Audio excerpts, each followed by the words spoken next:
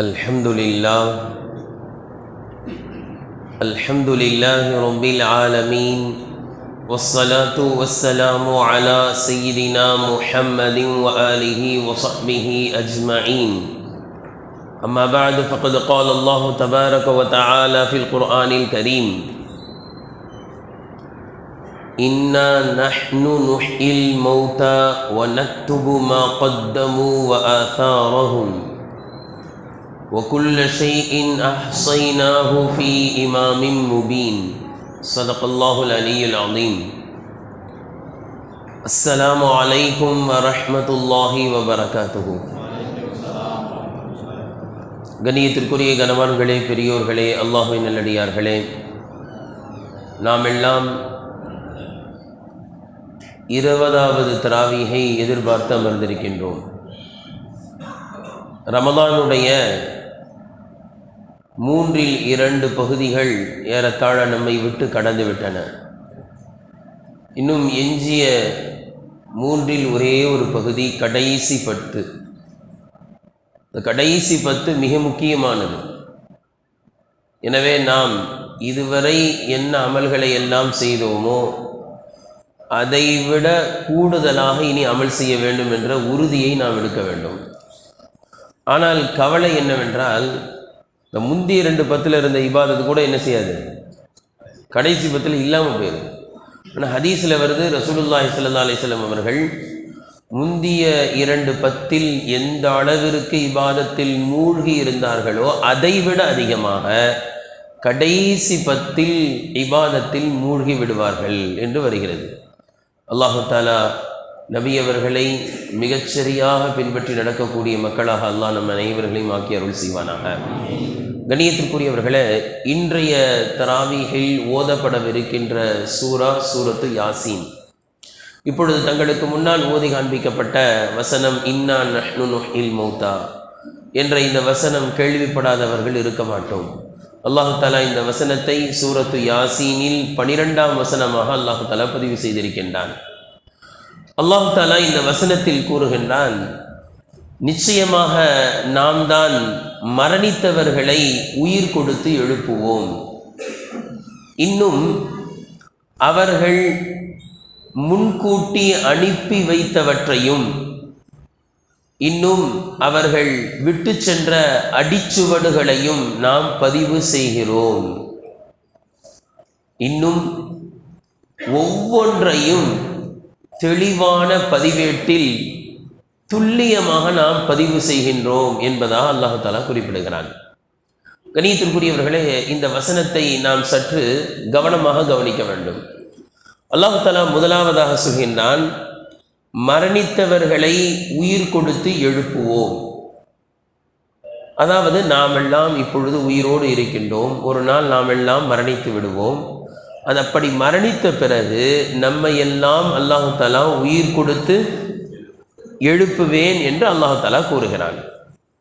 அடுத்து சொல்கிறான், நீங்கள் செய்கின்ற நற்காரியங்கள், உங்களுடைய செயல்பாடுகள் அனைத்தையும் நாம் பதிவு செய்கிறோம்.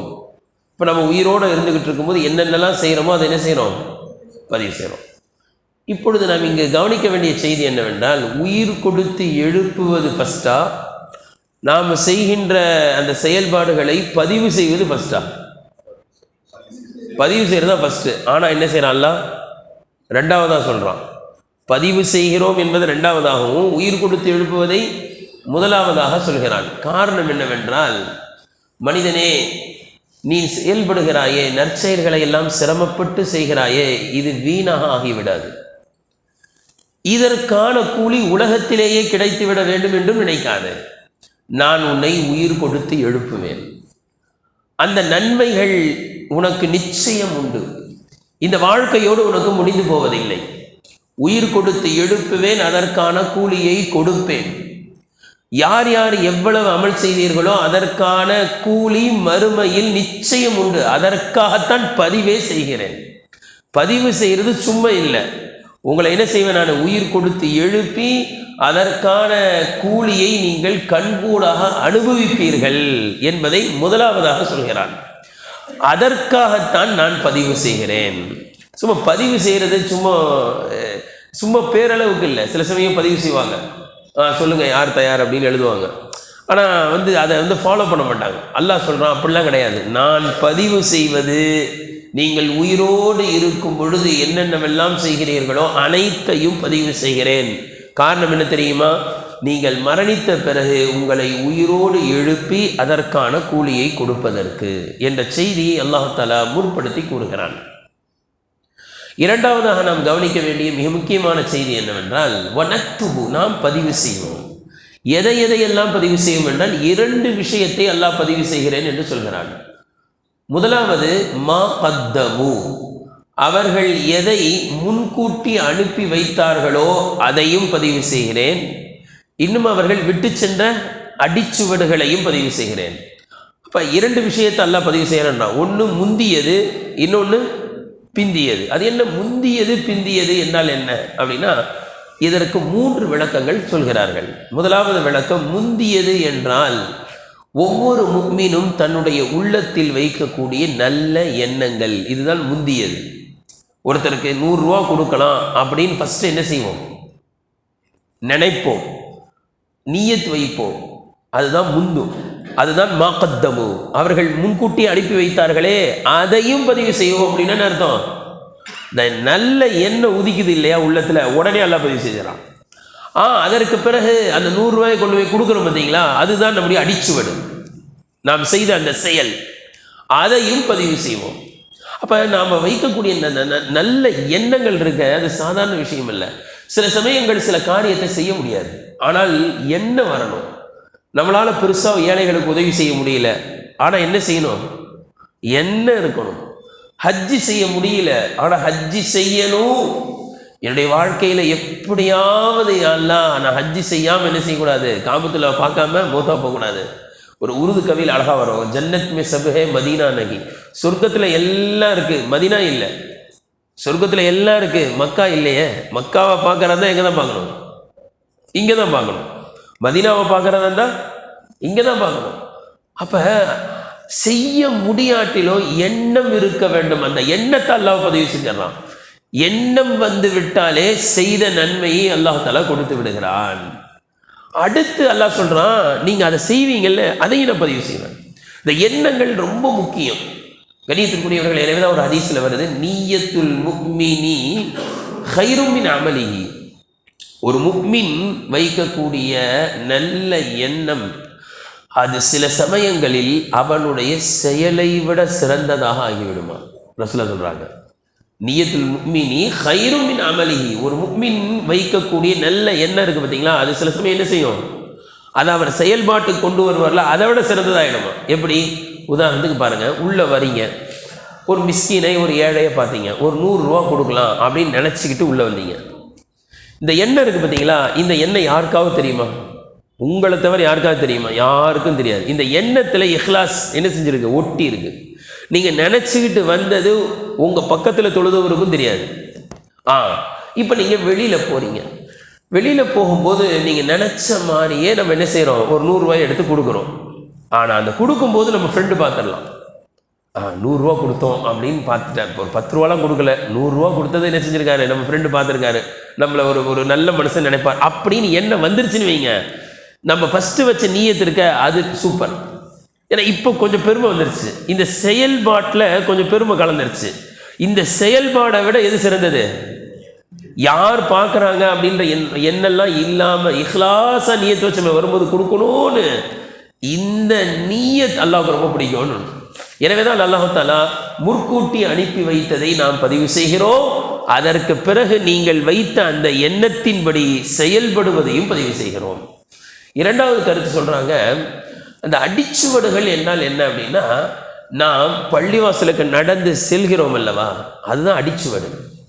மாகத்தமுனா தொழுவது, நல்லமல்லாம் செய்கிறது. அந்த நல்லமல் செய்வதற்காக நாம் காலடி எடுத்து வைக்கிறோம்ல, அந்த காலடி. இப்போ உதாரணத்துக்கு தொழுவணும், ஆண்கள் என்னதான் செய்யணும்? பள்ளிவாசலுக்கு வந்து தான் தொழுவணும். இந்த பள்ளிவாசல் நடந்து வந்தோம்ல, அந்த அடிச்சுவடுகள் சாதாரண விஷயம் அல்ல, அல்லாஹ் பதிவு செய்கிறான். பனு சலமா கோத்திரத்தார்களுடைய வீடு மதீனா மஸ்ஜித் நபவி வீட்டு ரொம்ப தூரமாக இருந்துச்சு. அவங்க வந்து கேட்டாங்க, அல்லாஹ்வின் தூதர் அவர்களே, நாங்கள் எங்களுடைய வீடை கொஞ்சம் கிட்ட கொண்டு வந்துடலான் இருக்கோம். ரசூலுல்லாஹ் சொன்னாங்க, அங்கேயே இருங்க, ஒவ்வொரு எட்டுக்கும் நன்மை, ஒவ்வொரு எட்டுக்கும் அந்தஸ்து உயர்த்தப்படுகிறது. ஒருத்தர் ஹஜ்ஜி செய்யணும்னு நினைக்கிறாரு, இங்கே இருந்துக்கிட்டே ஹஜ்ஜி செய்ய முடியுமா? இங்கே இருந்துக்கிட்டே ஹஜ்ஜி செய்ய முடியுமா? என்ன செய்யணும்? இங்கேருந்து மக்காவுக்கு போகணும். இந்த மக்காவுக்கு போன பிறகுதான் அவர் என்ன செய்வார்? ஹஜ்ஜி செய்வார். இந்த ஹஜ்ஜி செஞ்சார் பார்த்தீங்களா, இதுதான் மா கத்தமு, அவர் முற்படுத்திய நன்மை. ஆசாரகும், அவருடைய அடிச்சுவடுனா இங்கிருந்து போனார் பாருங்க, அதுதான் என்னது? அவருடைய ஆசார். ஏற்பட்டு போனார், அங்கேருந்து என்ன செஞ்சார்? ஓமனுக்கு போனார், அங்கேருந்து இன்னொரு ஃப்ளைட் பிடிச்சி போனார். அப்படின்னா இதெல்லாம் அவருடைய கால் அடிப்பட்ட தடயங்கள். இதையும் அல்லாஹ் பதிவு செய்கிறான். மூன்றாவது ஒரு கருத்து சொல்கிறார்கள், மா கத்தமு, இதுதான் ரொம்ப முக்கியமானது. என்னன்னா, மா கத்தமு, நாம் முற்படுத்தியது, அவர்கள் முற்படுத்தியதையும் நாம் பதிவு செய்கிறோம். அப்படின்னா அவர்கள் செய்த நல்ல காரியம் அல்லாஹ் பதிவு செஞ்சிடலாம். ஆசாரகும், அவர்கள் விட்டு சென்ற அடிச்சுவடுகள். அப்படின்னா என்ன அர்த்தம்? அவர் ஒரு நன்மையை எப்படி செஞ்சிருப்பார்னா, மற்றவர்களுக்கு முன்மாதிரியாக செஞ்சிருப்பார். அவர் செஞ்சதை அல்லாஹ் பதிவு பண்ணிடுவான். அதை பார்த்து அவர் முன்மாதிரியாக செஞ்சார் இல்லையா, அதை பார்த்து அப்படியே பின்பற்றி பிற மக்கள் செய்தார்கள் என்றால் அதுதான் அவர் விட்டு சென்ற அடிச்சுவடு. அவர் செய்ததை பார்த்து அந்த நற்காரியத்தை செய்து கொண்டே இருக்கிறார்களே, அந்த நன்மை செஞ்சுக்கிட்டே இருக்கும், போய்கிட்டே இருக்கும். ஆனால் அதில் இன்னொரு விஷயமும் சேர்ந்து கவனிக்கணும். ஹதீஸில் வருது, ஒரு நல்ல காரியத்தை ஒரு மனிதர் செய்கிறார், அதை முன்மாதிரியாக செய்கிறார் என்றால் அவர் செய்ததற்கான நன்மையும் கிடைக்கும். அவரை பார்த்து பின்பற்றி அந்த செயலை, அந்த நற்செயலை யாரெல்லாம் அவருக்கு பின்னால் செய்து கொண்டே இருக்கிறார்களோ அவர்களுடைய நன்மையில் எந்த குறையும் ஏற்படுத்தாமல் அதிலிருந்து ஒரு நன்மை என்ன செய்வான்ல அவருக்கு கொடுத்து கொண்டே இருப்பான். ஆனால் அதே நேரத்தில் ஒருத்தர் ஒரு தவறு செய்கிறார், ஒரு பாவம் செய்கிறார். அந்த பாவத்தை என்ன செஞ்சிட்டாரு? அவர் செஞ்சுட்டு மட்டும் போயிருந்தா அதை மட்டும் அல்லாஹ் பதிவு செஞ்சிருப்பான். அந்த தவறை அடுத்த ஆளுக்கு பழக்கி கொடுத்துட்டார். அல்லாஹ் பாதுகாக்கணும். அப்படின்னா இது சாதாரண இதுதான் ரொம்ப பயப்படணும். உதாரணத்துக்கு பாருங்க, ஒரு சிகரெட் பிடிக்கிறார். இவர் சிகரெட் பிடிச்சாருன்னா எத்தனை தடவை சிகரெட் பிடிச்சிருப்பார் வாழ்க்கையில், அவர் மறந்துருப்பார். ஆனால் அல்லாஹ் என்ன செஞ்சிருக்கான்? பதிவு பண்ணி வச்சிருப்பான். ஒருத்தரை கூப்பிட்டு நீ எத்தனை தடவை சிகரெட் பிடிச்ச தெரியுமான்னு கேட்டால் தெரியுமா அவருக்கு? அதான் கணக்கு இல்லாமல் போய்கிட்டே இருக்க. அதை பதிவு செஞ்சிடறான். மா கத்தமு, அதுதான் அவர் முற்படுத்தியது. சும்மா இல்லாமல் என்ன செஞ்சார்? ஃப்ரெண்டுக்கு ஒரு தடவை இழுத்துப்பாருன்னாரு. இதான் ஆசாரம், அவர் விட்டு சென்ற தவறான அடிச்சுவடு. அவர் யாருக்கு பழக்கி கொடுத்தாரோ அவர் என்ன செஞ்சுக்கிட்டே இருக்காரு இல்லையா, சிகரெட் பிடிச்சிக்கிட்டே இருக்கா இல்லையா, அது அவர் விட்டு சென்ற தவறான அடிச்சுவடு. அதையும் எல்லாம் பதிவு பண்ணிக்கிட்டே இருப்பான். எல்லாம் பாதுகாக்கணும். கணியத்திற்குரியவர்களே, இங்கு நாம் ரெண்டு விஷயத்தை கவனிக்கணும். ஒன்று நாம் செய்த நல்லாமல், இன்னொன்று நாம் விட்டு சென்ற அடிச்சுவடு. இதுவும் ரொம்ப முக்கியமானது. நாம் மௌத்தா போனோம் அப்படின்னா மாக்கத்தமும் முடிஞ்சிடும், ஆனால் வாசாரம் என்ன செய்யும்? வந்துக்கிட்டே இருக்கும். இப்படிப்பட்ட நல்ல அடிச்சுவடுகளை இந்த உலகத்தில் நம்ம என்ன செய்ய விட்டுட்டு போகணும். இல்லைன்னு வைங்களேன், நாம் மௌத்தா போனதோடு என்ன செஞ்சிடும்? ஆமல் நாம மூடப்பட்டுரும். அல்லாஹ்வின் தூதர் ஸல்லல்லாஹு அலைஹி வஸல்லம் அவர்கள் அழகாக சொன்னார்கள், இதா மாத்தல் இன்சானு இன்கதா அமலுஹு. முஸ்லிம் ஷரீஃப்ல வருது, ஒரு மனிதன் மரணித்து விட்டால் இன்கதா அமலுஹு, அவருடைய அமல் முடிவடைந்து விடும். மரணித்து விட்டால் அவருடைய அமல் அவ்வளோதான், அவ்வளோதான். அவர் அதுக்கு மேலே ஒரு சுப்ஹானல்லாஹ் என்ன செய்ய முடியாது, சொல்ல முடியாது. அல்ஹம்துலில்லாஹ் சொல்ல முடியாது, எதுவுமே முடியாது. ஜனாசா தொழுக அவருக்காக நாம தொழுவோம், அவர் படுத்து கிடப்பார். எல்லா அமலும் டோட்டலாக முடிஞ்சிடும். சில பேர் மௌத்தா போயிட்டா சொல்லுவாங்க இல்லையா, ரிஸ்க் முடிஞ்சிருச்சு என்ன செய்யறது அப்படின்வாங்க. அவருடைய ரிஸ்க் முடிஞ்சிருச்சு. அதே போன்று தான், அதாவது ஏக் ஏக் தானே பர் கானே வாலே கான் நாம் லிக்கா ஹோத்தாஹேன்னு உருதுல சொல்லுவாங்க. ஒவ்வொரு பருக்கையிலும் அதை யார் சாப்பிடுவார்கள் என்பது எழுதப்பட்டது. அதாவது எத்தனை பருக்கை அவர் சாப்பிடணும்னு அல்லாஹ் நிர்ணயிச்சிருக்கானோ அதுக்கு முன்னாடி மரணம் வராது. அதே போல் எவ்வளவு அவர் சுப்ஹானல்லாஹ் சொல்வார் அது சொல்லிட்டு தான் மூத்தா போவார். எத்தனை ரமலானை அடைவார் அத்தனை ரமலானை அடைவார். அத்தனை ரமலானை அடைஞ்சிட்டாரு அப்படின்னா அதுக்கு பிறகு மரணம் வந்துடும், அப்படி அமல்கள் முடிஞ்சிடும் சொல்லிட்டு ரசூலுல்லாஹ் சொல்கிறாங்க. ஆனால் 3 தொடரும். 3 என்ன செய்யும்? தொடர்ந்து நன்மை வந்து கொண்டே இருக்கும். அது என்ன? சதகத்தின் ஜாரியா, நிலையான தர்மம். அவர் மரணித்த பிறகும் அவருக்கு நன்மை தொடர்ந்து வந்து கொண்டே இருக்கக்கூடிய நிலையான தர்மத்தை அவர் மரணிப்பதற்கு முன்பே செய்துவிட வேண்டும். அவர் மரணித்த பிறகு அவருக்கு வந்து கொண்டே இருக்கக்கூடிய நிலையான தர்மத்தை எப்ப செஞ்சிடணும்? மரணித்திற்கு முன்பே செஞ்சிடணும். உதாரணமாக ஒருத்தர் பள்ளிவாசல் கட்டி கொடுத்தார். அந்த பள்ளிவாசல் அவரே போய் தொழுவார், அந்த நன்மையும் வரும். அவர் மரணித்த பிறகு அவர் கட்டி கொடுத்த பள்ளிவாசல்ல யாரெல்லாம் தொழுகிறாங்களோ அவங்க நன்மையிலேருந்து அல்ல எடுக்க மாட்டான். ஆனால் அந்த பள்ளிவாசலை கட்டி கொடுத்தவருக்கு ஒரு நன்மை சென்று கொண்டே இருக்கும். கண்ணியத்திற்குரியவர்களே, எனவே தான் அல்லாஹ் தஆலா ஒரு ஆயத்தில் எப்படி சொல்றான், மா இந்தக்கும் என்பது வமா இந்தல்லாஹி பாக், உங்களிடத்தில் இருப்பது தீர்ந்து விடும். உங்களிடத்தில் இருப்பது தீர்ந்து காலியாக போயிடும்.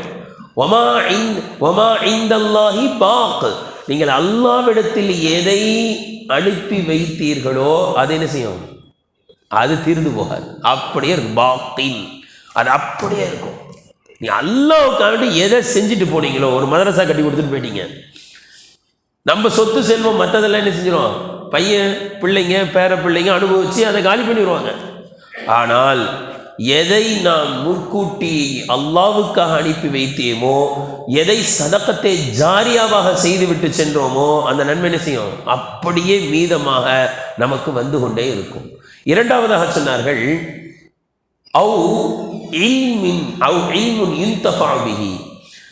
பயன் பெறக்கூடிய கல்வி. ஒருத்தர் ஒரு கல்வியை போதிச்சார்.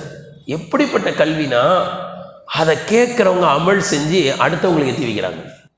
இப்போ நம்ம இந்த பயான்லாம் பண்ணுறோம்ல, இதை போய் என்ன சரி கேட்டுட்டு அப்படியே விட்டுறீங்களா? என்ன சரிங்க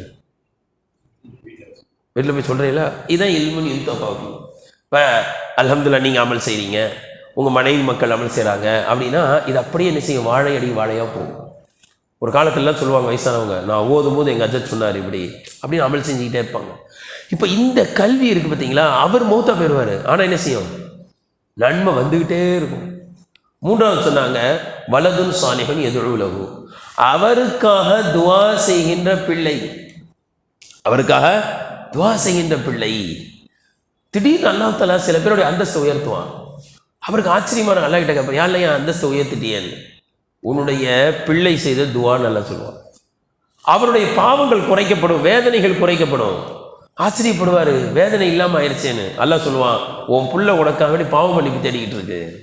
அப்போ இந்த மாதிரியான காரியங்களை நாம் நல்ல பிள்ளைகளை நல்ல பிள்ளைகள் யார் தெரியுங்களா? வலதும் சாலிஹுன் எதுவுலகு, பெற்றோர்களுக்கு துவா செய்கிற பிள்ளை தான் நல்ல பிள்ளை. நல்ல பிள்ளை யாரு? பெற்றோர்களுக்கு துவா செய்கிற பிள்ளை. ஆனால் இன்னைக்கு கவலை என்ன தெரியுங்களா? ஜனாசா, அத்தாவுடைய ஜனாசா வச்சிருக்கு, பின்னாடி நிற்கிற பிள்ளைக்கு என்ன துவா தெரியல, ஜனாசா துவா தெரியல. எங்க இந்த பிள்ளை துவா செய்யும்? அத்தாவுடைய ஜனாசா வைக்கப்பட்டிருக்கு, பின்னாடி நிற்கிற பிள்ளைக்கு ஜனாசால தொழுகையில என்ன துவா ஓதணும்னு தெரியல. இப்படி உருவாக்கிட்டு போனா துவா செய்யாது அந்த பிள்ளை. எப்படிப்பட்ட பிள்ளைகளை உருவாக்கிட்டு போனோம்னா, நமக்காக துவா செய்கின்ற பிள்ளையாக நல்ல சாலிகான பிள்ளையை உருவாக்கி விட்டு சென்றால் நம்முடைய அமல் முடிவடையாது, நம்முடைய பதிவேடு மூடி வைக்கப்படாது, மாறாக அது திறந்த நிலையில் இருக்கும். நம்முடைய பிள்ளைகள் நமக்காக செய்யக்கூடிய அமல்கள் அங்கு பதிவு செய்து கொண்டே இருக்கும். நாம் என்னென்னலாம் நல்ல விஷயங்கள் கற்றுக் கொடுத்துட்டு போனோமோ அதை எடுத்து நம்ம பிள்ளை செய்யும் போது என்ன செய்யும்? அந்த நன்மை நமக்கு வந்துக்கிட்டே இருக்கும். கண்ணியத்திற்குரியவர்களை, இன்னொரு ஹதீஸ்ல இதை நல்ல விரிவாக நபி ஸல்லல்லாஹு அலைஹி வஸல்லம் அவர்கள் சொன்னாங்க, நீங்கள் மரணித்த பிறகு உங்களுக்கு தொடர்ந்து வந்து கொண்டே இருக்கக்கூடிய, உங்களுடைய அடிச்சுவடுகளாக இருந்து உங்களுக்கு வந்து கொண்டே இருக்கக்கூடிய சில நற்காரியத்தை உங்களுக்கு சொல்லட்டுமா அப்படின்னு சொல்லிட்டு சொன்னாங்க, இல்மன் அல்லமஹு வ நஷ்ஷரஹு, எந்த கல்வியை தானும் கற்று பிறருக்கு கற்பித்து பரப்பி விட்டு சென்றாரோ அந்த கல்வி அவர் மரணித்த பிறகும் அது பயன் தந்து கொண்டே இருக்கும். அடுத்து சொன்னாங்க, வலதன் சாலிஹன் தரக்கஹு, அவர் விட்டு சென்ற நல்ல பிள்ளைகள், வமுஸ்ஹஃபன் வர்ரதஹு, அல்லாஹ்வுக்காக வேண்டி வக்ஃப் செய்த குர்ஆன். அவர் மௌத்தா போயிடுவார், அந்த குர்ஆன் எடுத்து ஓதுனா அவருக்கும் நன்மை அல்லாஹ் தஆலா கொடுத்து கொண்டே இருப்பான். அவ் மஸ்ஜிதன் பனாஹு, அவர் கட்டி தந்த பள்ளிவாசல். பள்ளிவாசல் கட்டி தர்றது சாதாரண விஷயம் இல்லை. நாம் எல்லாம் நீர் வைக்கலாமா? என்ன செய்யணும்? ஒரு பள்ளிவாசல் இன்ஷா அல்லாஹ் என்ன செய்யணும்? கட்டி கொடுத்துடணும். ரொம்ப பயப்படாதீங்க, நியத்து வைங்க, அல்லாஹ் கபூல் செய்வான். எத்தனை பேர் பிறக்கும் போது எதையெல்லாம் கொண்டு வர்றதில்லை, ஆனால் சொந்த வீடு வாங்கிட்டாங்க, சொந்த வீடு கட்டிட்டாங்க, வாடகை வீட்டில் இருந்தார், பிளேட்பாரத்தில் வியாபாரம் செஞ்சவர் சொந்த கடைக்கு சொந்தக்காரர் ஆகிட்டார். ஏன் தெரியுங்களா? நியத்து வச்சார், நான் எப்படியா சொந்த வீடு வாங்கணும். சாதிச்சாரா இல்லையா? அதே போன்று நியத்து வைக்கணும், நான் ஒரு பள்ளிவாசலை கட்டி கொடுப்பேன். இங்கே இருக்கிற எல்லாருமே நியத்து, எல்லாரும் ஒவ்வொரு பள்ளிவாசல் கட்டி கொடுக்கணும். காரணம் என்ன தெரியுங்களா? ஏன்? இன்ஷா அல்லாஹ் வருங்காலத்தில் எல்லாம் முஸ்லீம் ஆக போகிறாங்க. இருக்கிற இந்த பள்ளிவாசல் என்ன செய்யாது, பத்தாது. நியத்திற்கு அல்லாஹ் கபூல் செய்வானாக. அடுத்து ரசூலா சொன்னாங்க, அவ் பைத்தல் இப்னி சபீலி பனாஹு, வந்து செல்லக்கூடியவர்களுக்காக கட்டித்தந்த விடுதிகள். உதாரணத்திற்கு மதரசாவை சொல்லலாம், மாணவர்கள் வருவாங்க, தங்குவாங்க, படிப்பாங்க, போவாங்க. இப்படி ஒரு கட்டிடத்தை கட்டி கொடுத்தாருன்னு சொன்னால் அந்த நன்மை என்ன செய்யும், அவருக்கு வந்து கொண்டே இருக்கும். அவ் நஹரன் அஜ்ராஹா, அவர் ஓட வைத்த ஆறு. ஹாரூன் ரஷீத் பாதுஷா கட்டின அணை இன்னைக்கும் இருக்கு. அடுத்து சொன்னாங்க, அவ் சதகத்தன் அஹ்ரஜஹா மின் மாலிஹி ஃபி ஸஹ்ஹதிஹி வ ஹயாத்திஹி, தான் ஆரோக்கியமாக இருக்கும் பொழுதே தன்னுடைய வாழ்நாளிலே அவர் கொடுத்த நிலையான தர்மங்கள். இவை அனைத்தும் இன்ஷா அல்லாஹ் அவர் மரணித்தாலும் அவருக்கு வந்து கொண்டே இருக்கும் இன்ஷா அல்லாஹ். கடிதத்துக்குள்ளே நம்மளுடைய முன்னோர்களை பார்த்தா இந்த மாதிரியான தான தர்மங்கள் என்ன செஞ்சுருக்காங்க, நிறைய பண்ணிட்டு போயிட்டோம். வக்ஃபு சொத்துலாம் பார்த்தீங்கன்னா இப்போ யாரும் ஒர்க் பண்ணுறது இல்லை. முன்னோர்கள் ஒர்க் பண்ணிட்டு போனதை அனுபவிச்சுக்கிட்டு இருக்கோம். அதை பாதுகாத்து பத்திரப்படுத்த கூட நம்மளால முடியல. ஆனால் முன்னோர்கள் அவ்வளவு பெரிய பெரிய சொத்தெல்லாம் என்ன செஞ்சாங்க, நிலையான தர்மமாக விட்டுட்டு போனாங்க. கணியத்திற்குரியவர்களை, ஹதரத் உஸ்மான் ரலியல்லாஹு அவர்களை பற்றி வருது, மக்காவாசிகள் எல்லாம் ஹிஜ்ரத் செஞ்சு எங்கே வந்துட்டாங்க, மதீனாவுக்கு வந்துட்டாங்க. அந்த மக்காவாசிகள் மக்காவில் இருந்தவரை எந்த தண்ணீரை குடித்தாங்க, அந்த முஹாஜிரீன்கள் சஹாபாக்கள் எந்த தண்ணியை குடிச்சிருப்பாங்க, மக்காவில் இருக்கிற வரைக்கும் ஜம்சம் தண்ணியை குடிச்சிருப்பாங்க. இப்போ நம்மளும் மக்காவுக்கு போனால் எதை குடிப்போம், ஜம்சம் தண்ணி குடிப்போம். எப்போ, அந்த ஹரமில் இருக்கிற வரைக்கும். ஹோட்டலுக்கு வந்துட்டா சொல்லுங்கள், சாதா தண்ணி குடிப்போம், குடிக்கக்கூடாது. அங்கே போய் வாட்டர் கேனில் என்ன செஞ்சிடணும், ஹோட்டலுக்கு கொண்டு வந்து அந்த ஹோட்டலில் சாதா வாட்டர் கேன் கொடுப்பாங்க, அதெல்லாம் தவிர்க்கணும். மக்காவில் இருக்கிற வரைக்கும் எதை குடிச்சிடணும். மதீனாவுக்கு வந்தாலும் இப்போ என்ன செய்யுது, ஜம்சம் கிடைக்குது இல்லையா, ஹோட்டலில் போனால் குடிக்கக்கூடாது, எங்கேருந்து எடுத்துகிட்டு வந்துடணும் தண்ணியை, ஜம்சமே குடிச்சிக்கிட்டே இருக்கணும். சரி, நான் சொல்ல வந்தது, அந்த சஹாபாக்கள் ஜம்சம் தண்ணியை குடிச்சு பழகிட்டாங்களா. இப்போ மதீனாவுக்கு வந்த பிறகு எது கிடைக்கல, ஜம்சம் தண்ணி கிடைக்கல, தண்ணி ஒத்து வரல, உடல்நிலை சரியில்லாமல் போயிடுச்சு. பல சஹாபாக்களுக்கு ஜுரமே வந்துடுச்சு, தண்ணி செட் ஆகலை, துடிச்சு போகிறாங்க. தண்ணி செட் ஆகட்டி ரொம்ப கஷ்டமாச்சு. சீதோஷண நிலைன்னு சொல்லுவாங்க இல்லையா, அது வந்து நீர், காற்று, உணவு இதெல்லாம் வச்சு தான் நிர்ணயிக்கப்படும். சீதோஷண நிலை நல்லா இருக்கா, இடம் செட் ஆயிடுச்சுன்னா அதில் முக்கியமானது எது, தண்ணீர். அப்போ செட் ஆகலை. அப்போ எந்த தண்ணி செட் ஆகுதுன்னு அப்படியே என்ன செய்கிறாங்க, பார்க்குறாங்க. பார்த்தா ரூமா என்ற கிணற்று தண்ணீர் எது மாதிரியே இருக்குது, ஜம்சம் மாதிரியே இருக்குது டேஸ்ட்லாம். அப்போ அந்த தண்ணியை போய் குடிக்கலான்னு சொல்லி அங்கே போனால் அது ஒரு யூதருக்கு சொந்தமான ஒரு கிணறு. அவர் என்ன செய்கிறாரு, கிர்பான்னு சொல்லுவாங்க, ஒரு தோல் பை நிறைய தண்ணீர். ஒரு தோல் பை நிறைய தண்ணீர்னு சொன்னால் ஆடு இருக்குல்லையா, ஆட்டுக்குட்டி ஆடு, அந்த ஆட்டுடைய கழுத்து பகுதி இருக்குல்ல தோல், அதை வாயாக்கிடுவாங்க. 4 காலை வந்து கயிறு கட்டி அதை தான் கட்டி அதெல்லாம் தூக்கிட்டு வருவாங்க. இந்த வயிறு குடல் இருந்த பகுதியெல்லாம் என்ன ஆகிடும், தண்ணி இருக்கிற இடமாயிடும். அது கேன் மாதிரி ஆகிடும், நம்ம கேன் தண்ணி மாதிரி கேன் மாதிரி ஆகிடும். அது அழகா ஒரு தோல் பை தண்ணீரை ஒரு முத்து கோதுமைக்கு விற்க ஆரம்பிக்கிறார். ஒரு முத்து கோதுமைனா இந்த நல்ல பெரிய கையில் இப்படி எடுத்தால் எவ்வளோ வரும்னா, அரை கிலோ 50 கிராம் வரும். ஒரு 600 கிராம் ஏறத்தால ஒரு 600 கிராம் கோதுமை வந்துடும். இப்படி நல்லா அள்ளுனா 600 கிராம் கோதுமையை தந்தால் தான் என்ன செய்வேன், ஒரு தோல் ஒரு கேன் தண்ணி கொடுப்பேன்னு இப்போ வச்சுக்கலாம். இது சஹாபாக்களுக்கு ரொம்ப சிரமம். அவங்களே என்ன செஞ்சுருக்காங்க, மக்காவில் வீடு வாசல் சொத்து சுகம் எல்லாம் விட்டுட்டு என்ன செஞ்சாங்க, ஃபக்கீர்கள்ன்றான் அல்லாஹ். மக்காவிலேருந்து மதீனாவுக்கு வந்த சஹாபாக்கள் என்ன சொல்கிறான், ஃபக்கீர்களாக வந்தார்கள் அல்லாஹ் சொல்கிறான். ஒன்றும் இல்லை, குடிக்கிற தண்ணி அடிப்படை, அதை காசு கொடுத்து வாங்க வேண்டியிருக்கு. ரொம்ப சிரமப்பட்டாங்க சஹாபாக்கள். இதை தெரிந்த அல்லாஹ்வின் தூதர் ஸல்லல்லாஹு அலைஹி வஸல்லம் என்ன செய்கிறாங்க அப்படின்னா, அந்த யூதரை கூப்பிட்டு சொல்கிறாங்க, அந்த ரூமா என்ற கிணறை சொர்க்கத்துக்கு பகரமாக எனக்கு தந்துடுறீங்களான்னு கேட்குறாங்க. அவர் யூதர், அதெல்லாம் என்னால் தர முடியாதுன்ட்டார். அடுத்து கேட்குறாங்க, சரி காசுக்கு பகரமாக தந்துடுறீங்களா அப்படின்றாங்க. காசுக்கு பகரமெல்லாம் தர முடியாது, அதை வச்சு தான் என்ன செய்கிறேன், என்னுடைய பிழைப்பை போய்கிட்டு இருக்கேன், அதை நான் எப்படி விற்பேன் அப்படின்னு சொல்லிட்டு போயிட்டார். இந்த செய்தி ஹதரத் உஸ்மான் ரலியல்லாஹு காதுக்கு போயிடுச்சு. ஒரு ரிவாயத்தில் வருது, நேராக போனாங்க, 33,000 தீனாரை கொடுத்து வாங்கிட்டாங்க. 33,000 தீனாரை கொடுத்து வாங்கிட்டாங்க. வாங்கிட்டு ரசூல்லா கிட்ட வராங்க. யார் ரசூல்லா, இந்த ரூமா கிணற கொடுத்தா சொர்க்கத்தை தரேன்னு யூதருக்கு சொன்னீங்களே, அப்படி தானான்னு கேட்டாங்க. ஆமாம் யார் ரசூல்லா, நான் ரூமா கிணற வாங்கிட்டேன், எனக்கு சொர்க்கத்துக்கு நிச்சயம் கொடுங்க. அதனால தான் அஷரத்தி முபஷரா, சொர்க்கம் நிச்சயிக்கப்பட்டவர்களை யார் ஒருத்தர், உஸ்மான் ரலியல்லாஹு. அப்போ இன்னொரு ரிவாயத்தில் வருது, ஃபஸ்ட்டு போய் பேரம் பேசுகிறாங்க, அவர் விற்க தயார் இல்லை. என்ன செய்கிறாங்க அப்படின்னா 12,000 தங்க காசு நாணயம், 12,000 நாணயம் தீனார் கொடுத்து வாங்குறாங்க. பாதி கிணற, அந்த காலத்துலாம் பாதிலாம் வைப்பாங்க, இப்போ கூட இருக்கு இல்லையா, பாதி வீட்டை விற்கிறது, பாதி இடத்த விற்கிறது, மீதி பாதியை வச்சுக்கிடுவாங்க, அந்த மாதிரிலாம் விற்கிறது.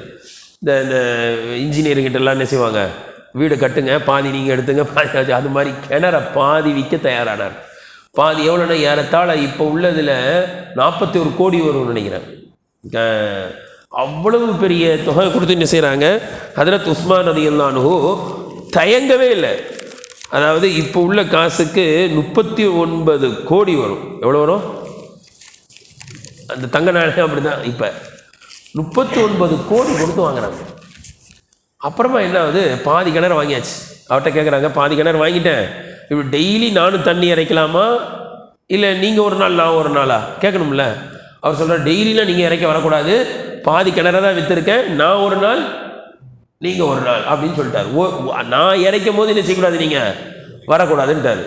உஸ்மான் நேராக வந்தாங்க, அறிவிப்பு பண்ணிட்டாங்க, அவர் ஒரு நாள் இறைப்பார், நான் ஒரு நாள் இறைப்பேன், நான் இறைக்கிற நாளில் நீங்கள் எல்லாம் போய் தண்ணி எடுத்துகிட்டு வந்துடுங்கன்ட்டாங்க.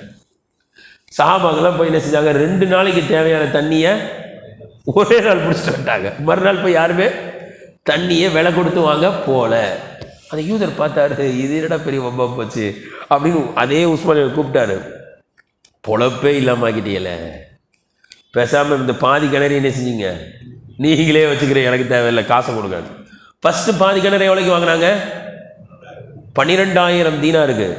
இப்போ பாதி கிணறு எவ்வளோக்கு வாங்கணும், அதே 12 தானே, விலை குறைஞ்சி போச்சு. 8,000 தீனாருக்கு மீதி பாதி கிணறை வாங்கிட்டாங்க. இப்போ மொத்தம் எவ்வளோ ஆச்சு, 20,000 தீனார். இந்த 20,000 தீனார் தான் 39 கோடிக்கு சமன்னு சொன்னேன். இவ்வளோ பெரிய தொகையை வாங்கி அப்படியே வக்ஃப் பண்ணாங்க. அல்லாஹு அக்பர். அல்லாஹ் அதில் எவ்வளோ பரக்கத்து செஞ்சானா, இன்னைக்கு வரைக்கும் அதே ரூமா கிணறு இருக்குது. அந்த ரூமா கிணறை சுற்றி உள்ள தோட்டத்தையும் வாங்கி உஸ்மான் வக்ஃப் பண்ணாங்க. இன்று வரை செல்பவர்கள் பார்க்கலாம், அந்த தோட்டமும் கிணறும் இருந்து கொண்டே இருக்கிறது. அதிலிருந்து வரக்கூடிய வருவாயில் உஸ்மான் ரலியல்லாஹு பேரில் 5 ஸ்டார் ஹோட்டல்லாம் வாங்கிட்டாங்க, அதை வாடகைக்கு விடுறாங்க அரசாங்கம். அதுலேருந்து வரக்கூடிய வருமானத்தை என்ன செய்கிறாங்க அப்படின்னா, சரி பாதி ஏழைகளுக்கு கொடுத்துட்றாங்க, மீதி சரி பாதியை இன்னும் சேர்த்து இன்னும் உஸ்மான் பேரில் என்ன செய்கிறாங்க, மீண்டும் மீண்டும் உஸ்மான் பேரில் சொத்து வாங்கிட்டே இருக்காங்க. இந்த நன்மைலாம் யாருக்கு போவோம், உஸ்மானுக்கு போயிட்டே இருக்கும். கணியத்துக்குள்ளே இப்படிப்பட்ட நிலையான தர்மங்கள். ஹாலித் இப்னு வலீத் ரலியல்லாஹு அன்ஹு ஒரு தடவை போய் ஜக்காத் வாங்க போயிருக்காங்க. நிறைய குதிரைலாம் வச்சுருக்கிறாரு. போனால் ஜக்காத் தரமாட்டேன்ட்டாங்க. யார், ஹாலித் இப்னு வலீத் ரலியல்லாஹு அன்ஹு ஜக்காத் தரமாட்டேன்ட்டாங்க. உடனே வேகமாக வந்து நபி ஸல்லல்லாஹு அலைஹி வஸல்லம் கிட்ட ரிப்போர்ட் பண்ணுறாங்க. ஹாலித் இப்னு வலீத் நிறைய குதிரை வச்சுருக்காரு, வியாபாரம் செய்கிறதுக்கு தான் வச்சுருக்க மாதிரி தெரியுது, ஆனால் என்ன செய்ய மாட்டேங்கிறாரு, அந்த வியாபார சரக்குக்கு ஜக்காத் தரல. அப்போ ரசூலா கேட்டாங்க, சொன்னாங்க, அவர்கிட்ட போய் என் ஜக்காத் கேட்டீங்க, அவர் வாங்கி வச்சிருக்கிறது அவர் விற்கிறதுக்கு இல்லை, எல்லாமே அல்லாஹ்வுடைய பாதையில் ஜியாது கொடுக்குறதா வாங்கி வச்சிருக்காரு. அவருக்குன்னு வச்சிருந்தானே ஜக்காத் கொடுக்கறதுக்கு, அவர் வாங்குற குதிரை ஃபுல்லாவே எதுக்குதான், அல்லாஹ்வுடைய பாதையில் ஜியாது கொடுக்கறதுக்கு தான். அவர்கிட்ட போய் நீங்கள் ஜக்காத்தை கேட்டால் அவர் மொத்தமாக எனக்கு கொடுத்துட்டு போகட்டாங்க. ஹதீஸில் வருது, புகாரியில் ஒருத்தர் ஒரு குதிரை வாங்கி நான் அல்லாஹ்வுக்காண்டி கொடுப்பேன்னு வாங்கி கட்டி வச்சிருக்கிறாரு, இன்னும் கொடுக்கல, நியத்து வச்சிருக்காரு. ரசூலுல்லாஹ் சொல்கிறாங்க, அதற்கு பிறகு அது குடிக்கக்கூடிய தண்ணீர், அது சாப்பிடக்கூடிய தீனி, பிறகு அது போடக்கூடிய சாணம், அது இடக்கூடிய சிறுநீர் அனைத்தும் உங்களுடைய மீசான் தராசில் வைக்கப்படும். இப்படிப்பட்ட நிலையான தர்மங்களை செஞ்சுட்டு போகணும். நாம் போன பிறகு என்ன செய்யணும், அது நம்மளுக்கு நன்மையை சேர்த்து கொண்டே இருக்கணும். கணியத்துக்குரியவர்களே, நம்மெல்லாம் போனால் பார்க்கலாம், சென்ட்ரலுக்கு பக்கத்தில் சித்திக் சராயின்னு, அதனுடைய வரலாற்றில் ரொம்ப நாளைக்கு முன்னாடி படித்து நினைவு இருக்கிறது. அவங்களுடைய அத்தை அப்துல் ஷுக்குர் ராஜாருடைய அத்தை சென்ட்ரலுக்கு வந்து இறங்குறாங்க வியாபாரமாக விஷயம். அப்போ ரொம்ப ஏழ்மையில் இருந்துருக்கிறாங்க. அதுக்கு பக்கத்தில் ஒரு விடுதி இருந்திருக்கு. அங்கே போனால் அங்கே என்ன இல்லை, முஸ்லீம்களுக்கு அனுமதி இல்லைன்னு சொல்லியிருக்கிறாங்க. இப்படியும் சில பேர் சொல்லுவாங்க, அதாவது நாய்க்கு அனுமதி இல்லை, முஸ்லீம்களுக்கு அனுமதி இல்லைன்னாங்களா. அப்படியே மனசு கஷ்டம். இந்த இடத்துல நான் எப்படி என்ன செய்வேன், முஸ்லீம்களுக்குன்னு ஒரு விடுதி கட்டுவேன். என்னால் முடியாட்டு நான் என்ன செய்வேன், என் பையன் கட்டுவான் அப்படி நியத்து வச்சாங்க. அந்த நியத்தையும் எல்லாம் பதிவு பண்ணிட்டான். அதுக்கடுத்து அவங்க பையன் என்ன செஞ்சிட்டாரு, அதே இடத்துல வாங்கி கட்டிட்டார். அவங்களுடைய எண்ணம் இன்னைக்கு வரைக்கும் நிற்குது. என்னென்னமோ வருது, மெட்ரோ ட்ரெயின்லாம் வந்துச்சு, ஆனால் எல்லாம் பாதுகாத்து வச்சுருக்கான். இப்போ இந்த மாதிரி நிலையான தர்மங்களை செஞ்சுட்டு போகணும். ஒரு மரம் நெடுவது கூட என்னது நிலையான தர்மம். நாம் போயிடுவோம், ஆனால் மரத்துலேருந்து என்ன செய்யும், கனிகள் வரும். அதை பறவைகள் சாப்பிட்டா கூட நமக்கு நன்மை இருக்குன்னு வருது. அப்போ நாம் மரணிக்கும் போது அதோட முடிஞ்சிருச்சுன்னு இருக்கக்கூடாது. நிலையாக வந்து கொண்டே இருக்கக்கூடிய தர்மங்களை செய்யணும். ஹாரூன் ரஷீத் பாதுஷாவுடைய காலத்தில் ஹாரூன் ரஷீத் பாதுஷா அவர்கள் அப்படி வெளியில் வராங்க. வெளியில் வரும்போது அப்படி பார்க்குறாங்க, ஒரு வயதான கிழவர் தள்ளாடுறாரு. அவர் உட்காந்து ஒரு மாங்கன்றை நெட்டி கொண்டிருக்காரு. மாங்கன்று சின்ன செடி இருக்கு இல்லையா, வாங்கிட்டு வந்து என்ன செய்கிறாரு, நடுறாரு. ஹாரூன் ரஷீத் பாதுஷா உடனே இறங்கி கேட்டாங்களாம் அந்த கிழவரை பார்த்து, வயதானவரே, நீங்கள் உட்காந்து என்ன செஞ்சுக்கிட்டு இருக்கீங்களே, இந்த மரக்கன்றை நெட்டிக்கிட்டு இருக்கீங்களே, அந்த மரம் பெருசாகி வந்து அதுலேருந்து நீங்கள் மாம்பழம் நீங்கள் சாப்பிட போகிறீங்களா, உங்களால் சாப்பிட முடியுமா, எதுக்கு இந்த வேலையை பண்ணிக்கிட்டு இருக்கீங்க அப்படின்னு கேட்டிருக்காங்க. அப்போ அந்த வயதானவர் சொன்னாராம், ஹாரூன் ரஷீத் பாதுஷா அவர்களே, நீங்கள் சொல்கிற மாதிரி என்னுடைய முன்னோர்கள் நினச்சிருந்தா நான் மாம்பழமே சாப்பிட்ருக்க முடியாதுன்னாராம். நீங்கள் நினைக்க மாதிரி என்னுடைய முன்னோர்கள் நினச்சிருந்தா நான் மாம்பழம் சாப்பிட்ருக்க முடியாது. என்னுடைய முன்னோர்கள் நட்டி வைத்த மரத்துலேருந்து நான் என்ன செஞ்சுக்கிட்டு இருக்கேன், சாப்பிட்டுட்டு இருக்கேன். உடனே ஹாரூன் ரஷீத் பாதுஷாவுக்கு அவருடைய கருத்து ரொம்ப பிடிச்சிது. வா அண்ணாரு. ஹாரூன் ரஷீத் பாதுஷா எப்பவுமே ஆச்சரியப்பட்டு வாகன்ட்டாருன்னு என்ன செய்யணும் தெரியுங்களா, யார் அவர் வாகன்னு சொல்கிறதுக்கு காரணமாக இருந்தாரோ அவருக்கு 2000 தங்க நாணயம் பரிசாக கொடுத்துடணும். அப்போ படைசூழ வராரு. அங்கே இருக்க கணக்கு பிள்ளை செஞ்சிட்டாரு, 2000 தீனார் என்ன செஞ்சாரு, கொடுத்துட்டாரு. அதை வாங்கின அந்த வயசானவர் ஹாரூன் ரஷீத் பாதுஷாவை பார்த்து சொன்னாராம், பாதுஷா அவர்களே, எல்லாரும் வைக்கிற மாமரம் மாம்பழத்தை தான் தரும், ஆனால் நான் வச்ச மாமரம் தங்க காசை கொடுத்துருச்சுன்னாராம். வா என்னாரா, இன்னொரு 2000 தீனாரை கொடுத்துருட்டாச்சு. அப்புறம் சொன்னாரா ஹாரூன் ரஷீத் பாதுஷா, எல்லாரும் வைக்கிற மாங்கன்று ரொம்ப நாளைக்கு பிறகுதான் பழம் தரும், ஆனால் நான் வச்ச மாங்கன்று நெட்டி முடிச்சவனே என்ன செஞ்சிருச்சு, பழம் தந்துருச்சுன்னாரா. வா அப்படின்னாரா, இன்னொரு 2000 தீனாரை கொடுத்துருப்பான்ட்டாங்க. அப்புறம் சொன்னாராம் ஹாரூன் ரஷீத் பாதுஷா, நான் வச்ச மாங்கன்றுக்கு நீங்களே இது வரைக்கும் 6000 தீனார் கொடுத்துட்டீங்களே, அல்லாஹ் என்ன தருவான்னாரா. வாடாரா, 8000 தீனார் போயிடுச்சு. அப்போ கணக்கு பிள்ளை சொன்னாராம், பாதுஷா இந்த கிளம்புற போசாரா நாளாக இருக்கா, நீங்கள் நிற்காதியே கிளம்புங்க, ஹசானா காலி ஆயிரும். சொல்ல வருவது, ஒரு மரக்கண்டை நெட்டால் கூட அது நமக்கு இல்லை, வருங்கால ஜென்ரேஷன் அனுபவிக்கும். கடைசியாக ஒரே ஒரு செய்தி நினைவுக்கு வருகிறேன், சொல்லி முடிக்கின்றேன். ரசூலா சொல்கிறாங்க, கியாமத்து நாள் வந்துருச்சு, சூர் ஊதியாச்சு. எவ்வளோ அழகான ஹதீஸ் பாருங்க. சூர் ஊதியாச்சு, வானம் பூமி என்ன செய்யுது, செதறுது.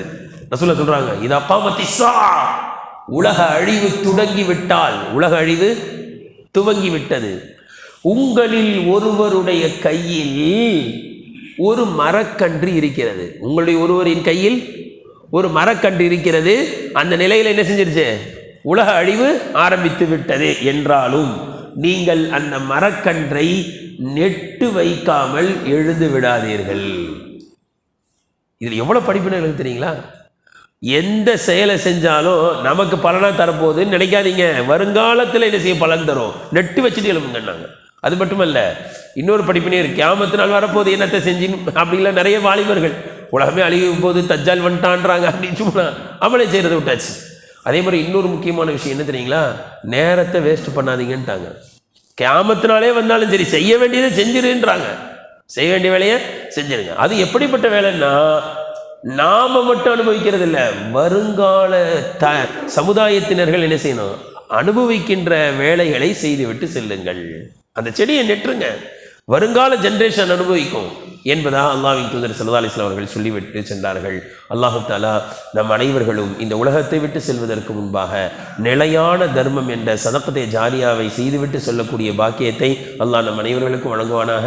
வாஹிரு தஅவானா அல்ஹம்துலில்லாஹி ரப்பில் ஆலமீன். சுப்ஹானல்லாஹி வ பிஹம்திஹி சுப்ஹானக்கல்லாஹும்ம வ பிஹம்திக நஷ்ஹது அல்லா இலாஹ இல்லா அன்த நஸ்தக்ஃபிருக வ நதூபு இலைக். சுப்ஹான ரப்பிக ரப்பில் இஸ்ஸத்தி அம்மா யசிஃபூன் வ ஸலாமுன் அலல் முர்ஸலீன் வல்ஹம்துலில்லாஹி ரப்பில் ஆலமீன். ஸல்லல்லாஹு அலா முஹம்மது ஸல்லல்லாஹு அலைஹி வஸல்லம் ஸல்லல்லாஹு அலா முஹம்மது ஸல்லல்லாஹு அலைஹி வஸல்லம் ஸல்லல்லாஹு அலா முஹம்மது யா ரப்பி ஸல்லி அலைஹி வஸல்லம்.